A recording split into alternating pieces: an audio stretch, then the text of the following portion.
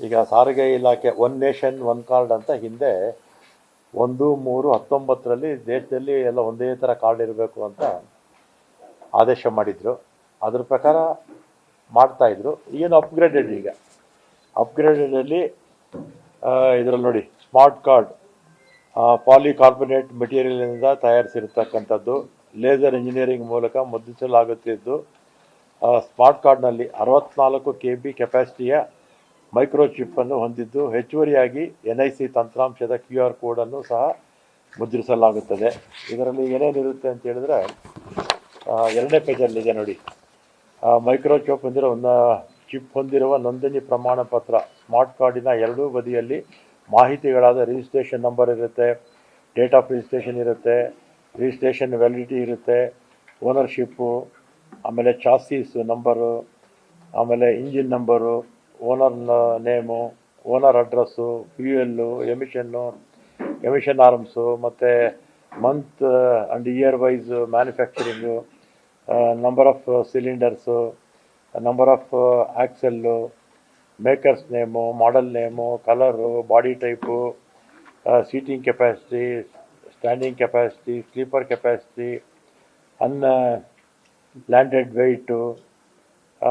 Weight, gross combination weight, cubic capacity, horsepower, wheelbase, financier name, ಇದೆಲ್ಲ ಕೂಡ ಇದರಲ್ಲಿ ಮುದ್ರೆ ಆಗಿರುತ್ತೆ ಈ ಕಾಲದಲ್ಲಿ.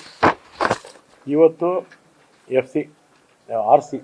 ಆರ್ ಸಿ ಇದು ಪ್ರಾರಂಭ ಆಗಿದೆ. 1 ಗಂಟೆಗೆ ಕನಿಷ್ಠ 500ರಿಂದ 600 ಕಾರ್ಡ್ ಪ್ರಿಂಟ್ ಆಗುತ್ತೆ. ಫೀಡ್ ಮಾಡಿದ್ರೆ ಕರೆಕ್ಟಾಗಿ 1 ಗಂಟೆಗೆ 2 ಮಿಷಿನ್ ಇದೆ.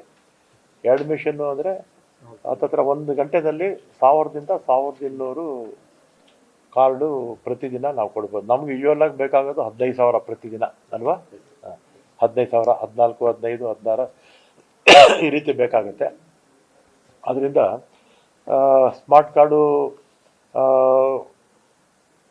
ಈಗ ನಾವು 10 ಗಂಟೆ ಕಾಲ ಪ್ರಿಂಟ್ ಮಾಡಿದ್ರೆ ಹತ್ತತ್ರ 20,000 ಮಾಡ್ಕೋಬೋದು. ಆಮೇಲೆ ಇನ್ನೂ ಒಂದು ಮಿಷಿನ್ ಬರುತ್ತೆ. ಈಗ 2 ಮಿಷಿನ್ ಈಗ ಕೆಲಸ ಮಾಡ್ತಾ ಇದೆ. ಇನ್ನೂ ಒಂದು ಮಿಷಿನ್ ಆರ್ಡರ್ ಮಾಡಿದ್ದಾರೆ. ಜರ್ಮನ್ದಲ್ವ ಇದು ಮಿಷಿನ್? ಇಟಲಿದು 2 ಮಿಷಿನ್ ಆಗಿದೆ. ಇನ್ನೂ ಒಂದು ಮಿಷಿನ್ ಆರ್ಡರ್ ಮಾಡಿದ್ದಾರೆ. ಅದು ಸ್ಪೇರ್ ಇಟ್ಕೊಂಡಿರ್ತಾರೆ. ಏನಾದರೂ ಹೆಚ್ಚು ಕಮ್ಮಿ ಆದರೆ ಇನ್ನೊಂದು ಅಡಿಷನಲ್ ಆಗಿ ಇಟ್ಕೊಂಡಿರ್ತಾರೆ. ಕಾರ್ಡು ಯಾವುದು ಕೂಡ ಸಮಸ್ಯೆ ಆಗಬಾರ್ದು ಅಂತ.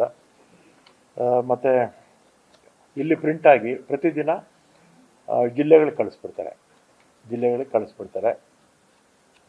ಅಲ್ಲಿ RTO, ARTO ಸ್ಮಾರ್ಟ್ ಕಾರ್ಡಲ್ಲಿ ಮುದ್ರಿತ ಮಾಹಿತಿಯನ್ನು ಪರಿಶೀಲಿಸಿ KMS ಮಾಡಿದ ನಂತರ ಸ್ಪೀಡ್ ಪೋಸ್ಟ್ ಮುಖಾಂತರ ಸಂಬಂಧಪಟ್ಟವರಿಗೆ ಪ್ರತಿದಿನ ಕೊಡ್ತಿರ್ತಾರೆ. ಆಮೇಲೆ ಅದಾದಮೇಲೆ ಇದು ಬೆಲೆ 200 ರೂಪಾಯಿ. ಆ 200 ರೂಪಾಯಲ್ಲಿ ಪ್ರಿಂಟ್ ಮಾಡೋರಿಗೆ 64 ರೂಪಾಯಿ 46 ಪೈಸೆ ಹೋಗುತ್ತೆ.